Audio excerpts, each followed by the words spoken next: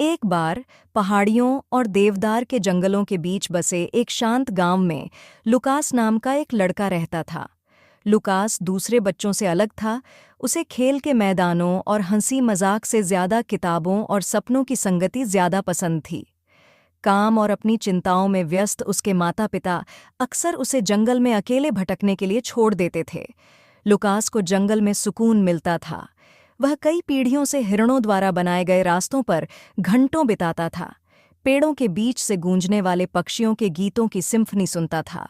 एक दिन जब वह पहले से कहीं ज्यादा गहराई में गया तो उसे सुनहरी धूप में नहाया हुआ एक छिपा हुआ मैदान दिखाई दिया। बीच में एक पुराना ओक का पेड़ था जिसकी घुमावदार शाखाएं आसमान की ओर बढ़ रही थीं। ओक के पेड़ के नीचे दयालु आंखों और कोमल मुस्कान वाला एक बूढ़ा आदमी बैठा था। उसका नाम एलियास था और वह एक साधु था जिसने हलचल भरी दुनिया से अलग रहना चुना था। एलियास ने लुकास का गर्मजोशी से स्वागत किया और जल्द ही उनकी एक अप्रत्याशित दोस्ती हो गई। हर दिन लुकास एलियास से मिलने ग्लेड में जाता था। वे जीवन, सपनों और दुनिया के रहस्यों के बारे में बात करते थे। इलियास ने लुकास को सितारों और चंद्रमा के चरणों के बारे में, सरसराहट करने वाले पत्तों और बुदबुदाती धाराओं में छिपे रहस्यों के बारे में सिखाया। जैसे जैसे मौसम बदलते गए, लुकास समझदार और मजबूत होता गया। उसने उस अकेलेपन की सराहना करना सीखा जो कभी अकेलेपन जैसा लगता था। उसने महसूस किया कि अकेले होने का मतलब अकेला होना नहीं है।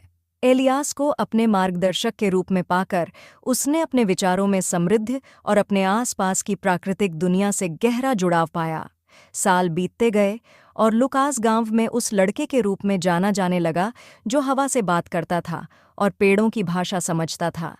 उसने फिर कभी अकेलापन महसूस नहीं किया क्योंकि उसके दिल में एलियास की बुद्धि और उसकी आत्मा में जंगल की फुसफुसाहट थी। और इस तरह लुढ़कती पहाड़ियों और फुसफुसाते देवदार के जंगलों के बीच बसे उस शांत गांव में लुकास ने उस लड़के के रूप में अपनी जगह पाई जो कभी अकेला था, लेकिन प्रकृति की गोद में और एलियास नामक एक बूढ़े साधु की दोस्ती में सबसे सच्चा साथ।